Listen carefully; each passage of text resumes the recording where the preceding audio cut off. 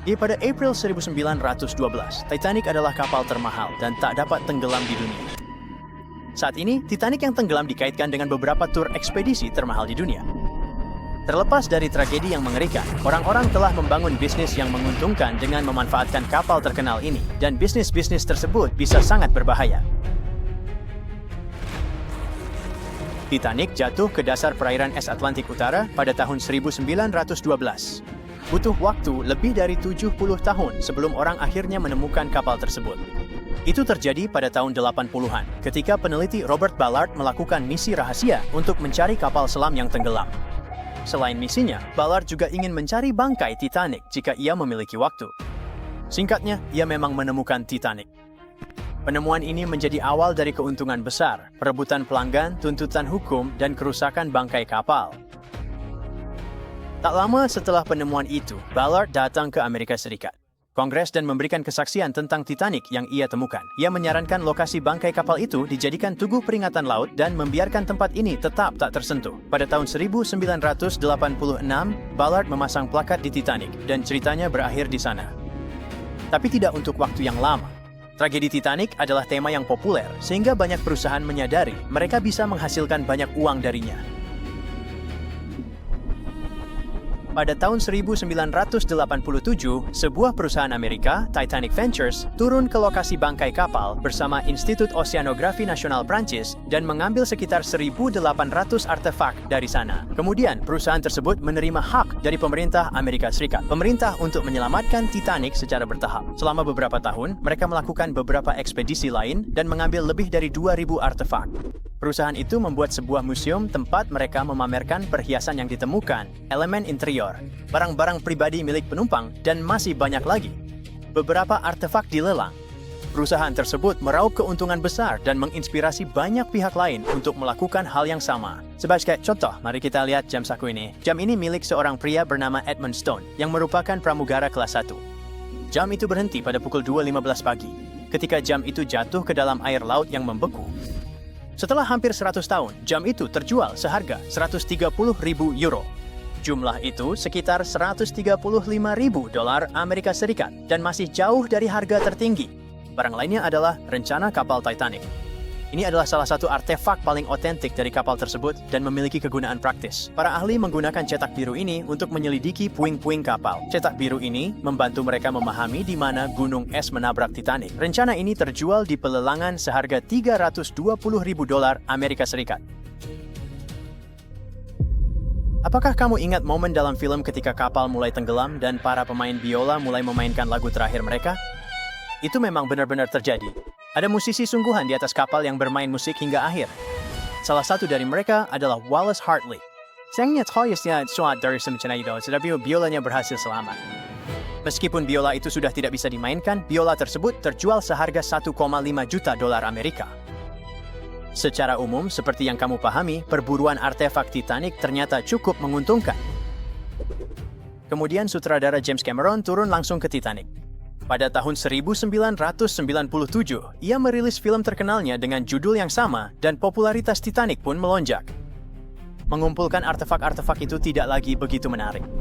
Orang-orang ingin turun sendiri ke kapal terkenal itu. Permintaan yang tinggi menciptakan pasokan yang baik. Pada tahun 1998, perusahaan Inggris Deep Ocean Expeditions. Mereka mengadakan tur ke Titanic hanya dengan harga 32.500 dolar. Sejak saat itu, hingga tahun 2012, perusahaan tersebut melakukan 197 penyelaman ke bangkai kapal, dan selama waktu itu, harga tiketnya menjadi 2 kali lipat.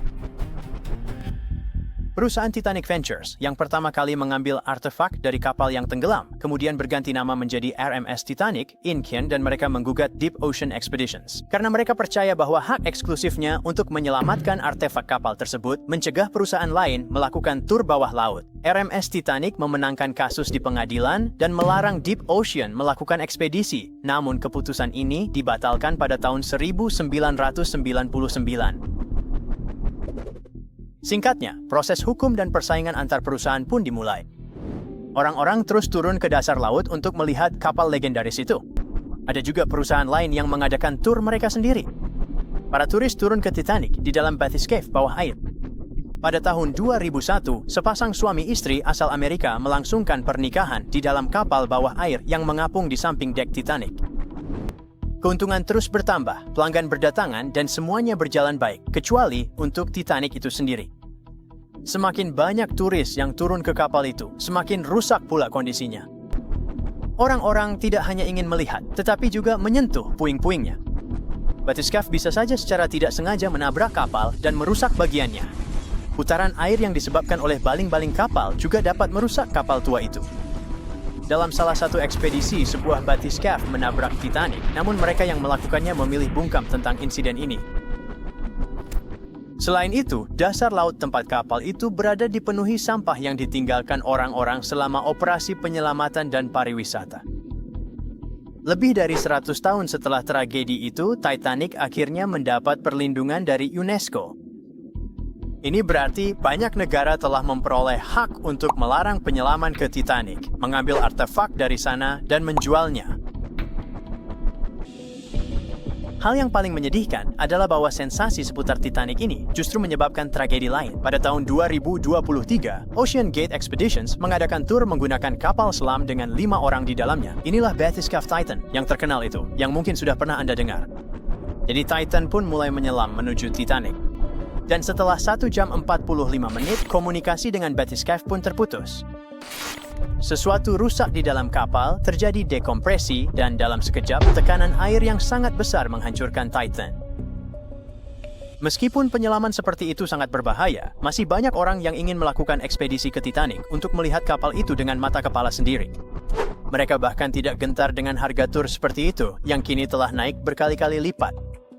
Namun bagi mereka yang tidak memiliki ratusan ribu dolar, para oceanografer dan penyelam telah menciptakan salinan digital dari Titanic yang tenggelam. Dengan menggunakan komputer, Anda bisa mengunjungi kapal itu, berjalan di lorong-lorongnya, kabin, dan dek. Salinan tersebut telah mempertahankan beberapa bagian kapal yang sebenarnya sudah tidak ada lagi. Misalnya, pagar terkenal di haluan kapal, tempat Leonardo DiCaprio memeluk Kate Winslet, baru-baru ini telah runtuh. Dan Anda juga bisa mengunjungi museum-museum yang didedikasikan untuk Titanic. Di sana, Anda akan melihat berbagai foto, elemen kapal, barang-barang pribadi penumpang, dan banyak artefak lainnya. Pokoknya, jika Anda punya banyak uang dan masih ingin turun ke Titanic, pikirkan 2 kali. Dan secara umum, menyelam scuba biasa pun sebenarnya cukup berbahaya. Ini adalah masalah-masalah yang bisa ditimbulkannya. Ketika Anda menyelam ke bawah air tanpa persiapan dan naik ke permukaan terlalu cepat, Anda kemungkinan besar akan mengalami penyakit dekompresi yang juga disebut the bends. Karena penurunan tekanan yang cepat di sekitar Anda, gelembung nitrogen bergerak melalui tubuh dan bisa menyebabkan kelumpuhan, rasa tidak nyaman yang parah, kerusakan sumsum tulang belakang, dan banyak masalah lainnya. Tunggu dulu, apa sebenarnya yang dilakukan gelembung nitrogen di dalam tubuh Anda? Tabung Anda berisi gas terkompresi yang terdiri dari nitrogen dan oksigen. Dan ketika Anda menghirup zat ini dan tekanan di sekitar Anda tiba-tiba menurun, nitrogen akan menumpuk dalam bentuk gelembung. Menurut hukum Henry, kelarutan gas dalam cairan berbanding lurus dengan tekanan eksternal. Cairan itu mengalir di pembuluh darah dan arteri Anda, dan tekanan eksternalnya adalah bertonton air laut di sekitar Anda. Setiap perubahan tekanan dalam tubuh Anda juga dapat menyebabkan hilangnya kesadaran, dan kedalaman bawah air bukanlah tempat terbaik untuk pingsan. Coba lihat di YouTube apa yang terjadi pada orang yang tidak mematuhi peraturan keselamatan dan mengalami dekompresi. Anda akan melihat bahwa ini adalah perasaan yang tidak menyenangkan. Bagaimana jika Anda mendapat instruktur buruk, atau Anda panik dan mulai naik ke permukaan terlalu cepat, atau ternyata kedalamannya lebih besar dari yang Anda kira? Tentu saja, ketika Anda berada di dalam Bathyscaphe, melihat Titanic melalui jendela, Anda akan merasa jauh lebih nyaman. Namun jika Anda akan menyelam scuba ke kedalaman besar, persiapan yang baik sangatlah penting bagi Anda.